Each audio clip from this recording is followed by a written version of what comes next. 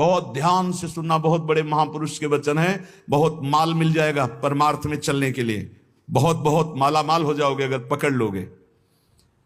तुका मन राखो अंकुश अधीन, प्रतिदिन नवीन जागरण, एकांत में बैठ शुद्ध करो चित्त, सो सुख अनंत पार नाही, आय के ही में रहेंगे गोपाल, साधन सुफल घर बैठे।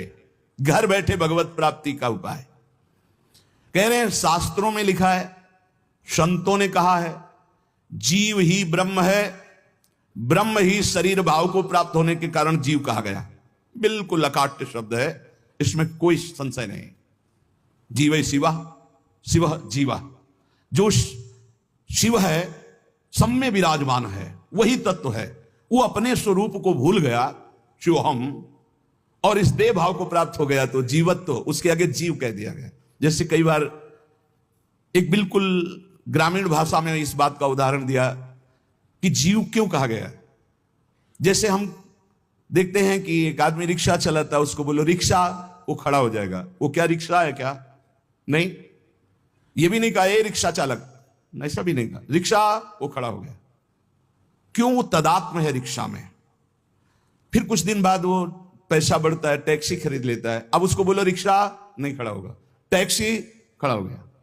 क्यों? अब वो टैक्सी में तदात्म है।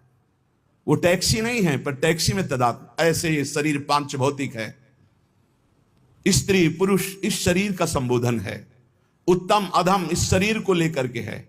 वो सच्चिदानंद तत्व एक निर्विकार अनंत घड़ों में एक ही प्रकाशित हो रहा है।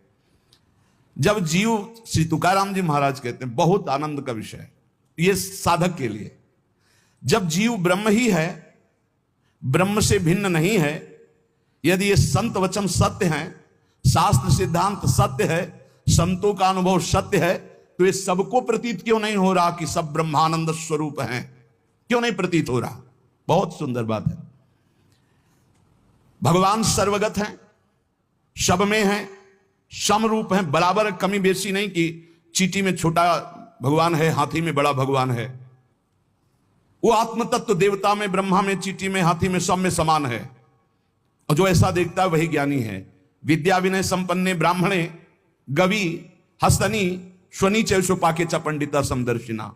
जो विद्या विनय संपन्न ब्राह्मण में, गाय में, हाथी में, कुत्ते में, चांडाल में एक ही परमात्मा तत्व को देखता है, वही परम ज्ञानी महात्मा पंडित कहा जाता है। पंडिता समदर्शिना।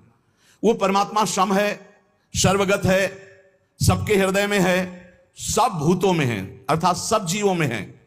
वो सर्वभूतांतरात्मा कहा गया है, वह सर्वव्यापी कहा